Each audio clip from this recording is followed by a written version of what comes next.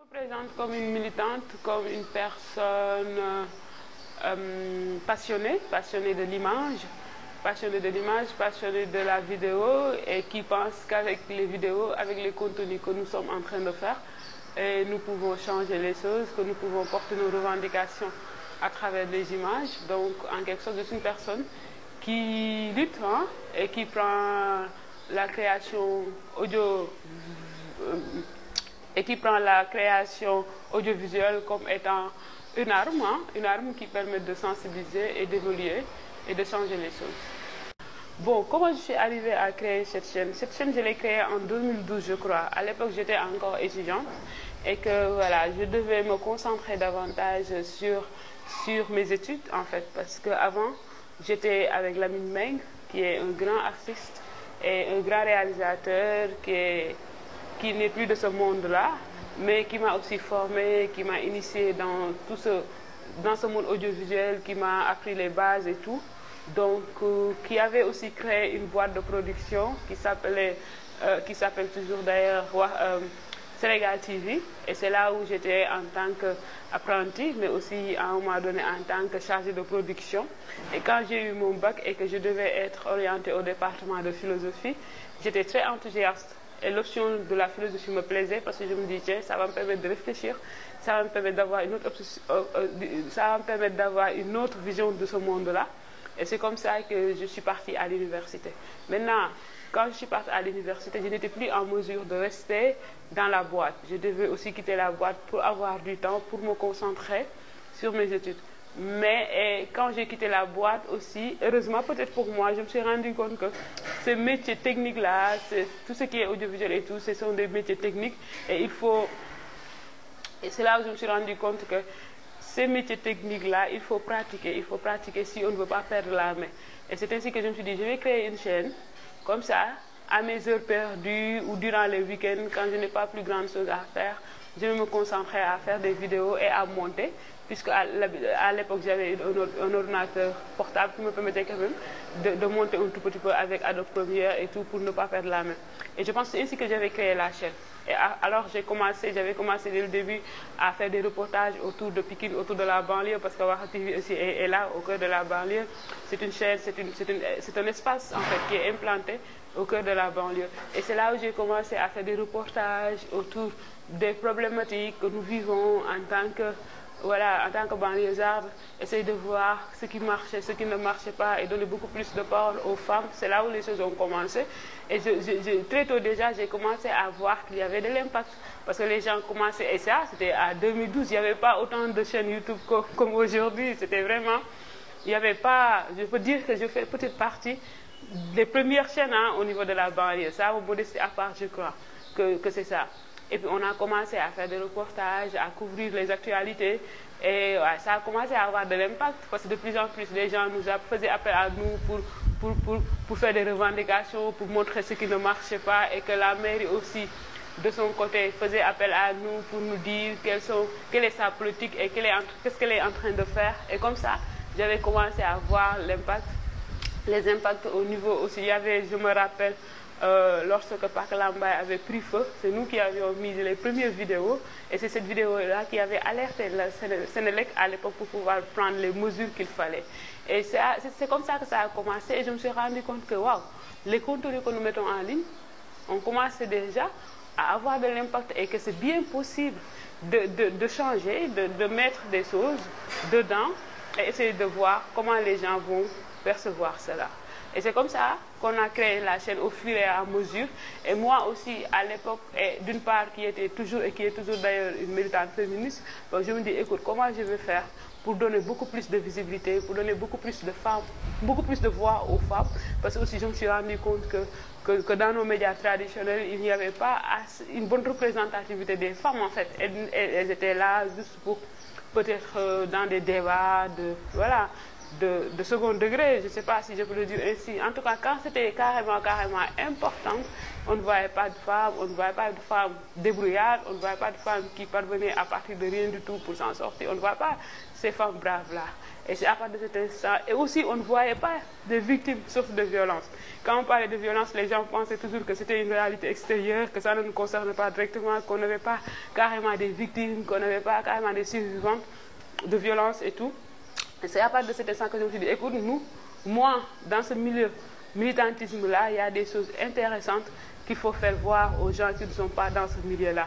Peut-être si on le fait, ça va permettre de changer un tout petit peu les mentalités. Et c'est à partir de là qu'on a carrément structuré la chaîne, Warka TV, et sa ligne éditoriale est de promouvoir les droits des femmes, donner plus de visibilité à des femmes. C'est une chaîne féministe en fait, et je pense que ça fait partie des premières plateformes quand même digitales, multimédia et 100% féministes au Sénégal. Féministes dans le but de promouvoir et de défendre les droits des femmes. Je pense qu'aujourd'hui, le Sénégal a ratifié beaucoup de lois, beaucoup de normes, il y a eu des conventions internationales, qu'il y a eu de nouvelles lois pour promouvoir et protéger les droits des femmes ici au Sénégal. Seulement, ce qu'il y a comme problème est que, entre ce qui existe dans nos textes et la réalité du terrain, c'est carrément opposé. Ici, aujourd'hui, par exemple, je vais vous donner l'exemple de cette loi, de ce protocole de Maputo que le Sénégal a ratifié, je pense, depuis 2013, et dans lequel il y a cette autorisation-là de l'avortement médicalisé en cas de viol, d'inceste et quand la santé de la maman est en danger. Mais aujourd'hui, c'est une pratique interdite au Sénégal. Aujourd'hui, s'il y a des filles qui sont victimes de viol ou de violence, elles ne peuvent pas recourir à l'avortement médicalisé parce que c'est interdit, même si le Sénégal a ratifié ce protocole-là. Et tant d'autres choses de ce genre. Donc on peut dire que sur le plan juridique, sur le plan de mécanisme juridique, en tout cas sur le plan théorique, si je peux le dire ainsi, tout peut être OK, mais la réalité carrément donne toute autre chose et c'est carrément déplorable, c'est un tout petit peu triste parce que nous qui sommes des militantes, nous qui sommes des actrices, nous sommes en train de nous battre, nous sommes en train de faire de notre mieux pour pouvoir protéger davantage les femmes, mais si nous n'avons pas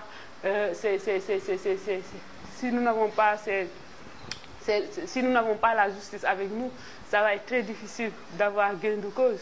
Et aujourd'hui, il y a beaucoup de cas de violence. Chaque jour que Dieu fait, il y a des gens qui t'appellent, qui sont victimes de violence en fait. Chaque jour que Dieu fait, nous nous retrouvons dans une situation d'incapacité, dans une situation d'impuissance en fait. C'est ça que je voulais dire parce que tout simplement, nous ne savons pas quoi faire de ces femmes-là qui subissent tous les jours des violences. Et c'est difficile et on se bat. Donc nous sommes là. Bon, le Sénégal a une situation mitigée.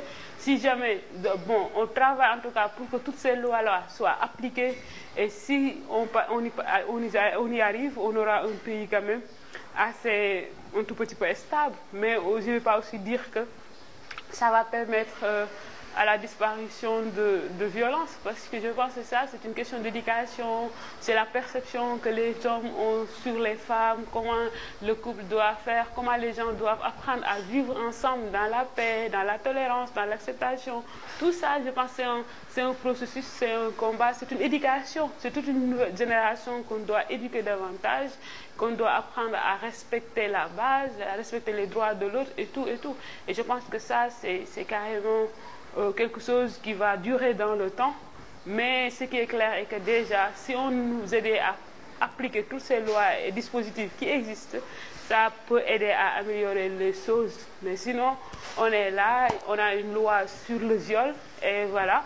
Il y a toujours aussi des cas de viol, on est là pour sensibiliser, pour que les gens puissent être conscients de ce qui se passe, mais jusque-là, ça va quoi. Il y a des gains de cause, mais aussi il y a beaucoup de choses qui restent en fait.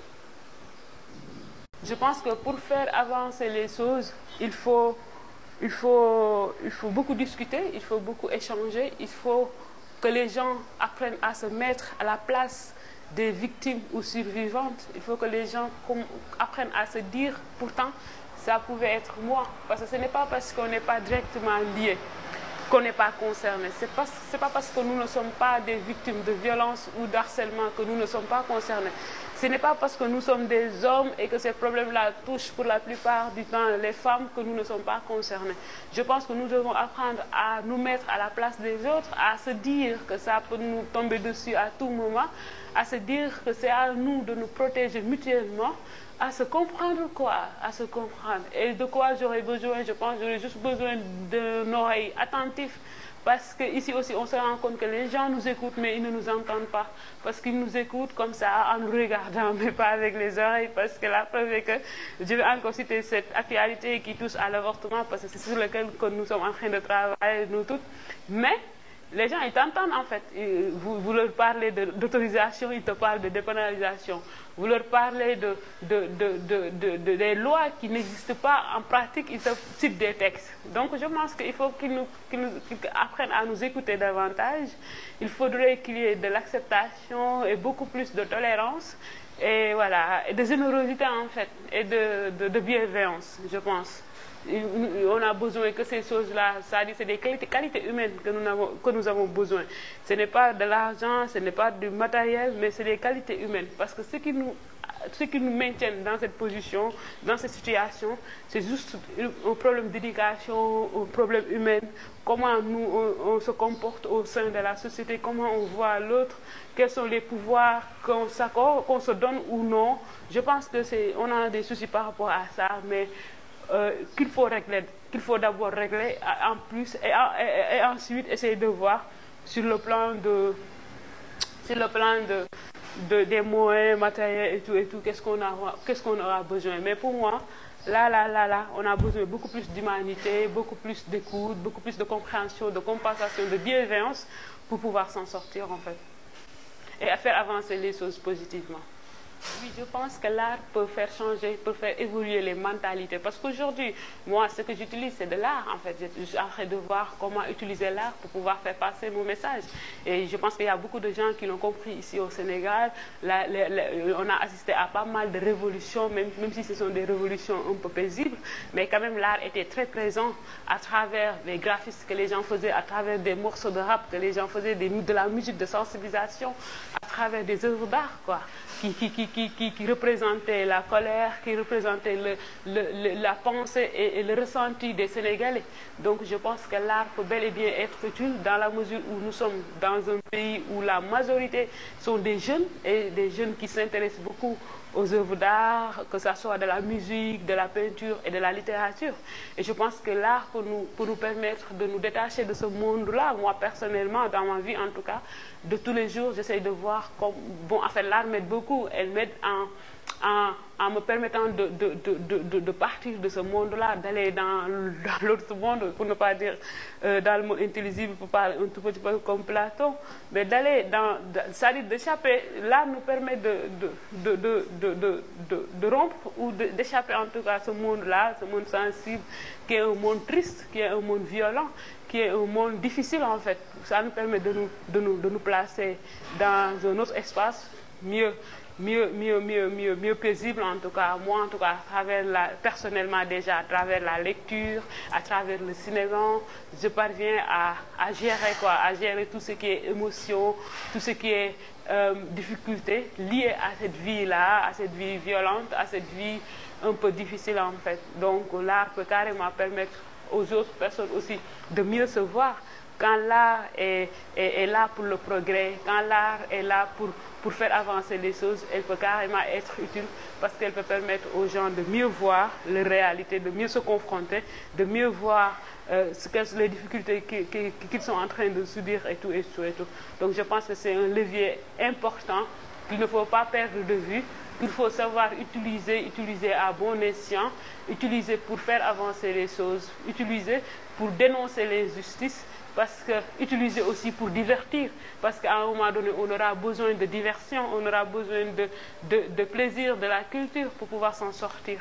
Parce que trop de violence, trop de difficultés aussi rendent les choses moroses, rendent les choses difficiles, et parfois même on se dit à quoi bon de vivre si c'est dans ce monde-là fou, si c'est dans ce monde-là où il y a beaucoup de violence. Donc il faudrait de l'art pour faire changer les choses, mais aussi de l'art pour nous permettre un tout petit peu de faire une pause avec toutes ces difficultés-là. Merci.